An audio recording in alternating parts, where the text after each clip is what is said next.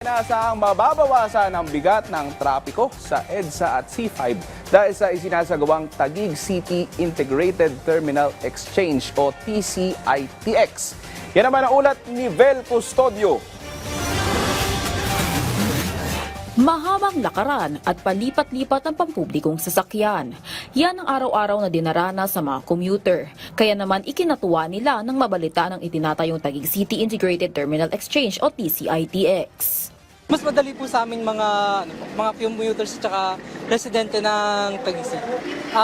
Ako kasi, nagtatrabaho kasi ako sa Pasay. So, may mga biyahe kasi na hindi nadiretso simula dito. I think yung bagong terminal po dito sa Taguig, it will be a great help especially sa aming mga students na commuter din po everyday. Masu-shorten yung time na malalaan sa pag-travel going to cities like Manila. Ang TCITX ay isang multimodal terminal kung saan magkakaroon ng centralized ticketing area, passenger concourse at pedestrian walkway na konektado sa FTI station ng North-South Commuter Railway at Metro Manila subway system. Masisilbihan nito ang nasa 150 commuters at 5,200 sasakyan, kabilang ang mga bus at public utility vehicles. Mababawasan din nito ang traffic sa EDSA at C5 dahil maaari na silang dumiretso sa TCITX kaysa pumunta pa sa kanya-kanyang private terminals. Partikular mga bumabiyahe sa Laguna, Batangas at mga karatig lugar.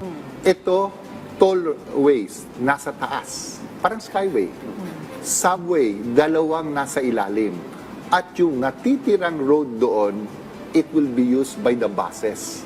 But because hindi tayo aasa lamang sa kalye at gagamit tayo ng mga buses sa kalye, maiiwasan natin or hindi natin i-complicate or dadagdagan pa ng traffic, but madadagdagan pa natin ang serbisyo sa ating commuters. May lawak na 5.57 hectares ang public-private partnership project ng DOTR at Arca South Integrated Terminal Incorporated ng Ayala Land Incorporated. Inaasahang matatapos ang konstruksyon ng TCITX sa unang bahagi na 2027 at mag-ooperate sa 2028. Alinsunod na patuloy na pagpapaulan ng transportasyon sa Build Better and More agenda ni Pangulong Ferdinand R. Marcos Jr. Vel Custodio para sa Pambansang TV sa Bagong Pilipinas.